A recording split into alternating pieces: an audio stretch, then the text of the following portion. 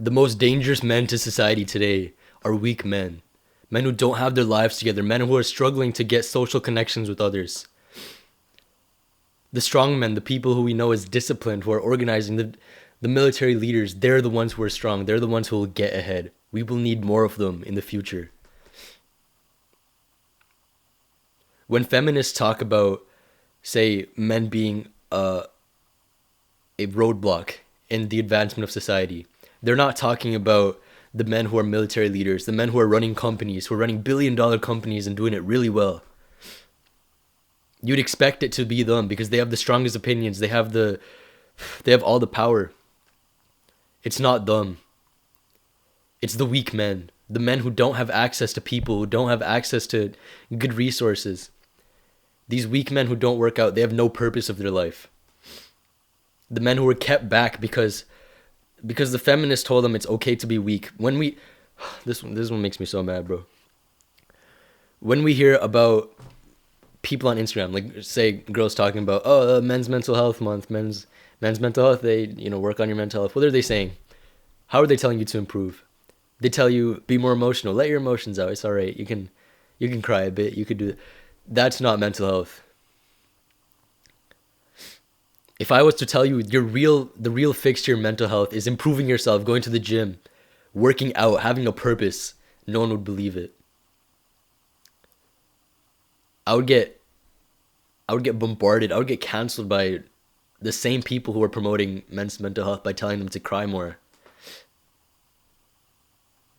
If you let a weak man go by his emotions, you get school shooters. You get people who are trying to control the world with their emotions. Weak men are the most dangerous men there will ever be. And you're telling them to just let out their emotions.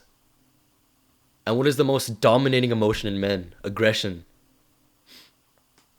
So what do you get from aggression? You get school shooting, you get violence, you get people joining gangs.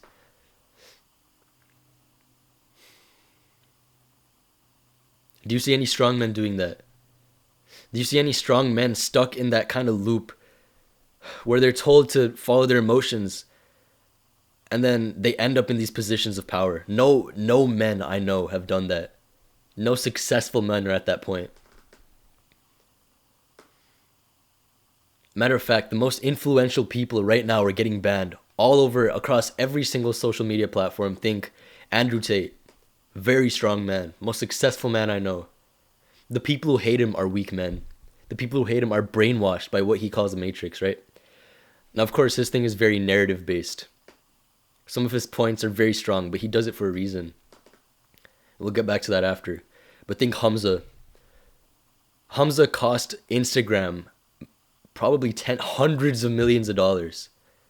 He told tens of thousands of young men to get off of Instagram. These people are no longer scrolling. So when you have a group of people, and Andrew Tate said the same thing pretty much. He's telling them to get off. These people are controlling, that this is the Matrix. And when he says the Matrix, which is what I'm getting back to, he means that whatever benefits them, whatever makes them the most money is what they will follow. Right now, they are following the feminist narrative. That's why they're blocking all of these men right now. It's not that the companies are against men. Matter of fact, they will only follow the money. They'll follow what makes them the most money.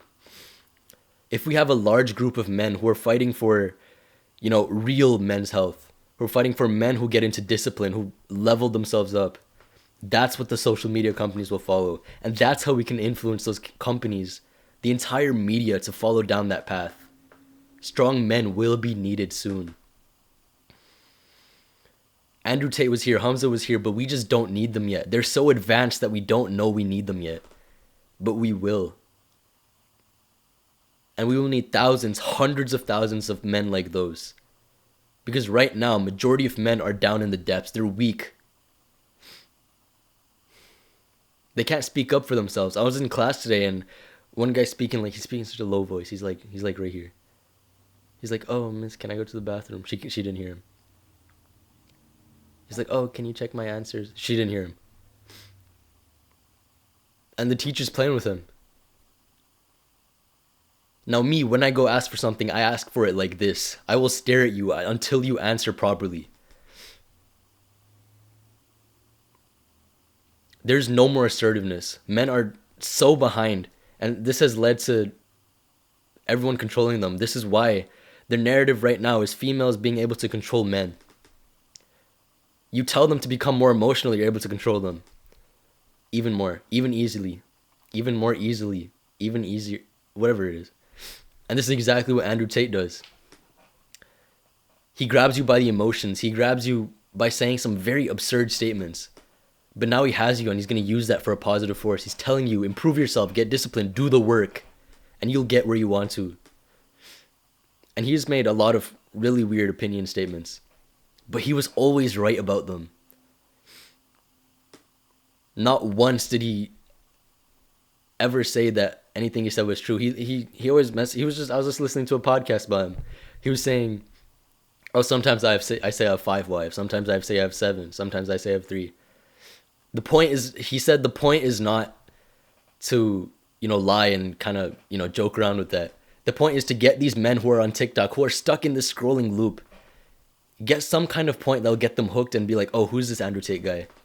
And then once they actually listen to him, once they fall into his kind of, you could say, marketing trap, then they'll watch him even more.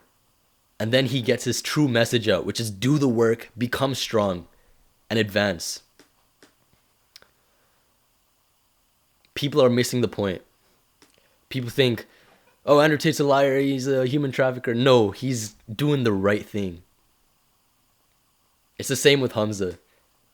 He used to put such strong opinions out there, and that's why he grew so much. But now people are getting his real message, which is to improve, which is to follow a few habits which will get you really far. I guess this is kind of like a marketing class now, so welcome to the marketing class. If you get them in with a strong hook, but then deviate them into what you truly want, which is actually beneficial to society, they'll listen to you more. Because you made them laugh first, and now you're giving them something they can establish their life with. Now think about this. If this is what's becoming the majority, if we have more people like Hamza, like Andrew Tate, like whoever else is out there, Sneeko, I know he got banned too. All of these men who are saying the exact same things, people will realize there's something wrong. People will realize that if these censored people are saying the exact same things, and it's actually benefiting men, it's actually doing them a favor, then why are they getting banned?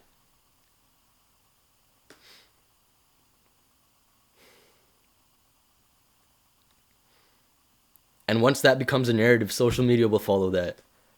Social media doesn't follow feminist narratives. They follow the money. If the money comes from real men's advocates, real leaders who will lead these people, that's what they will follow. That's what we need. We need strong men now. The world just doesn't know we need it. Once this small uprising starts, the algorithm will be in favor of those people who value the men.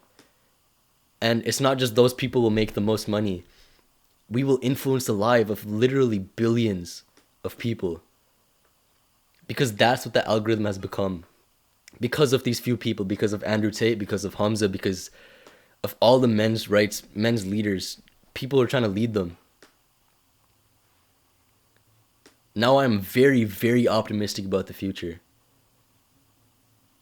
Unless social media truly, truly has just a feminist kind of very, very singular narrative, unless it's that, I doubt it is. They're going to follow the money. And if they do, I'm excited for men's future. I'm excited that we are actually going to grow. That there will be less weak men in the future. That 5 years from now, there will be multiple people on self-improvement. Men will once again establish their role in the family. Men will be the protectors. Right now, we were in dark times. And there's something called the fourth churning, where it's a cycle of 80 years. Oh, microphone fell. There's a cycle of 80 years. And every 20 years, it's like a new phase. So think 80 years from now is about 1960, after World War II.